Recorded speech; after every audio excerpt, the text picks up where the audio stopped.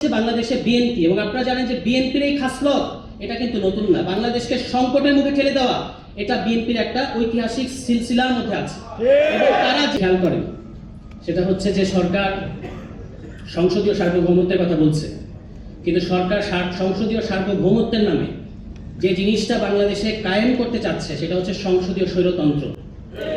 আমাদের বিরোধী দলের সর্বমোট আসন হচ্ছে ৭৮টা, কিন্তু আপনারা দেখেছেন এই সেশনটা যতটুকু গেল আমরা কি দেখলাম, বিরোধী দলের অন্তত ১০-১৫ জন কথা বলেছেন জুলাই সনদের ব্যাপারে, গণভোটের ব্যাপারে, সংস্কারের ব্যাপারে, সংস্কার পরিষদের ব্যাপারে। কিন্তু এই যে ২১৩ আসন বিশিষ্ট একটা ২/৩ দল, তাদের কয়জনকে আমরা কথা বলতে দেখেছি? একজন কথা বলেন, পাশে দিয়ে আরেকজন কথা বলেন অর্ধেক, এবং যিনি আবার যখন কথা বলেন অর্থাৎ আইনমন্ত্রী মিথ্যা কথা ছাড়া একটা সত্য কথা আমরা তার মুখ থেকে শুনি, এবং তিনি একজন প্যাথোলজিক্যাল লায়ার। এই বিষয়ে ঘুমের বিষয়ে মানবাধিকার কমিশনের বিষয়ে যারা কাজ করেছেন তারা দেখিয়েছেন তিনি ইতিমধ্যেই সংসদে দাঁড়িয়ে অন্তত ১০ থেকে ১৫টি অসত্য তথ্য, মানে তাদের ভাষা হচ্ছে অসত্য, মিথ্যা বলা যাবে না, অসত্য তথ্য দিয়েছেন জাতিকে। এবং যে কোনো সভ্য গণতান্ত্রিক দেশে এরপরে তিনি আর আইনমন্ত্রী হিসেবে থাকতে পারেন না। তারা একজন চিফ প্রসিকিউটর বানিয়েছেন যিনি মানবতা বিরোধী অপরাধ এবং ফৌজদারি অপরাধের পার্থক্য বোঝেন। ফলে এই হচ্ছে বাংলাদেশে বিএনপি এবং আপনারা জানেন যে বিএনপির এই খাসলত এটা কিন্তু নতুন না। বাংলাদেশকে সংকটের মুখে ঠেলে দেওয়া এটা বিএনপির একটা ঐতিহাসিক সিলসিলার মধ্যে আছে এবং তারা যে পথ দেখিয়েছে, আমি একটা আলোচনায় বলেছিলাম যে আওয়ামী লীগ হচ্ছে সফল বিএনপি এবং বিএনপি হচ্ছে ব্যর্থ আওয়ামী লীগ। কারণ আওয়ামী লীগ বিএনপি যে রাস্তা দেখিয়ে গেছে ওটা তারা করতে পারে নাই, সেই কাজগুলি আবার এসে আওয়ামী লীগ করে দেখিয়েছে, খুব সাকসেসফুলি করেছে।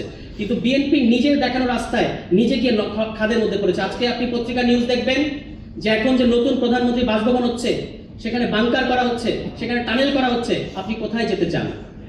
আপনি কোথায় যেতে চান? সংসদে তো আপনি নির্বাক থাকেন এবং পার্লামেন্টারি ডেমোক্রেসির নামে আপনারা দেখেছেন যে স্বরাষ্ট্রমন্ত্রী তিনি ক্রীড়া বিষয়ক প্রশ্নের উত্তর দেন, স্বাস্থ্য বিষয়ক প্রশ্নের উত্তর দেন, তিনি সব্যসাচী সমস্ত বিষয়ে প্রশ্নের উত্তর দেন। শুধু নিজের মন্ত্রণালয়ের অবস্থা ওই সাবেক অন্তর্বর্তী সরকারের সাবেক স্বরাষ্ট্র উপদেষ্টার চেয়েও ব্যর্থ স্বরাষ্ট্রমন্ত্রী তিনি।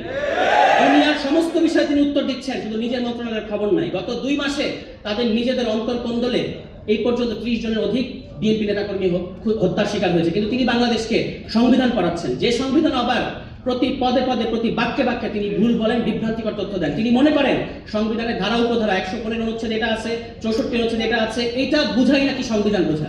তিনি এখন বাংলাদেশে অপ্রতিদ্বন্দ্বী সংবিধান বিশেষজ্ঞ হয়ে গেছেন এবং তিনি মানে কত তার অডাসিটিটা আপনারা খেয়াল করবেন, সংসদে দাঁড়িয়ে পুরো জাতিকে তিনি অপমান করছেন। তিনি বলছেন তিনি মাস্টারি করছেন। যে কোনো সভ্য গণতান্ত্রিক দেশে এরপরে তাকে আর ওই জায়গায় কথা বলতে দিত না। আপনি আমাদের সংসদ নেতাকে দেখবেন তিনি নাকি জেস্টার পলিটিক্স করেন। আমি বলেছি তিনি একজন নির্বাক চলচ্চিত্র। সংসদে তিনি গাম্ভীর্যের সাথে বসে থাকেন।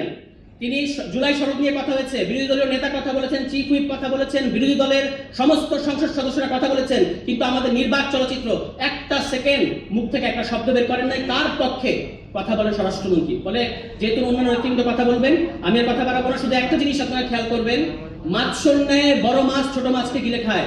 আর বিএনপির এই সংসদীয় স্বৈরতন্ত্রে ছোট রায় বড় রায়কে গিলে খেতে চাচ্ছে।